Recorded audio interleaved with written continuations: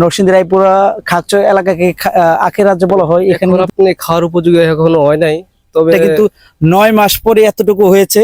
আর আসসালামু আলাইকুম, চলে এসেছি আমি নরসিংদী রায়পুরা খাকচক একটা আখের রাজ্যে। কারণ নরসিংদী রায়পুরা খাকচক এলাকাকে আখের রাজ্য বলা হয়। এখানে কিন্তু প্রচুর পরিমাণে কিন্তু আখের চাষ করা হয়।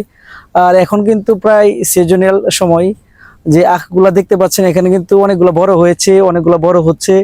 আর কয়দিন পরে এই আখগুলা বাজারে নিতে পারবে। আমরা এখন এই জমির যে মালিক আছে, মালিকের সাথে কথা বলে জানতে পারবো। আমরা জমিতে এসে দেখলাম যে এখানে প্রচুর পরিমাণ আশেপাশে খাকচক এলাকা আরো পলাশতলী এলাকা কিন্তু প্রচুর পরিমাণে এই আখ চাষ করা হয়। এই জন্য এই এলাকাকে আখের জন্য বিখ্যাত।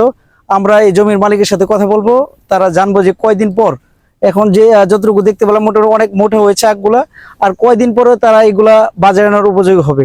আমাদের সাথে থাকুন আর দেখতে থাকুন। আসসালামু আলাইকুম, আমরা এই জমির যে ভাই আছে এখানে মালিকের সাথে কথা বলবো।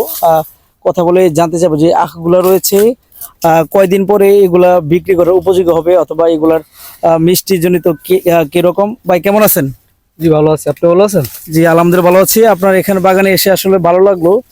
আমরা ভাবছিলাম আসলে আগ কিছু নিয়ে যাব। আপনি এখন কি নেওয়ার উপযোগী নাকি আরো পরে নেওয়া যাবে? এখন আপনি খাওয়ার উপযোগী এখনো হয় নাই, তবে মাস দুয়েক সময় লাগবে আরো কি উপযুক্ত হইতে। পরিপূর্ণ খাওয়ার উপযোগী হতে কি আরো 2 মাস সময় লাগবে না? তো এখানে যে আখগুলো আমরা দেখতে পেয়েছি মোটামুটি অনেক মোটা, এগুলা কতদিন হয়েছে বড় হতে সময় লেগেছে? এটা আপনার প্রায় 9 মাস হয়েছে। 9 মাস আপনারা দেখতে পেয়েছেন যে আখগুলো আমরা যে জমিতে দেখতে পেয়েছি, এটা কিন্তু 9 মাস পরে এতটুকু হয়েছে।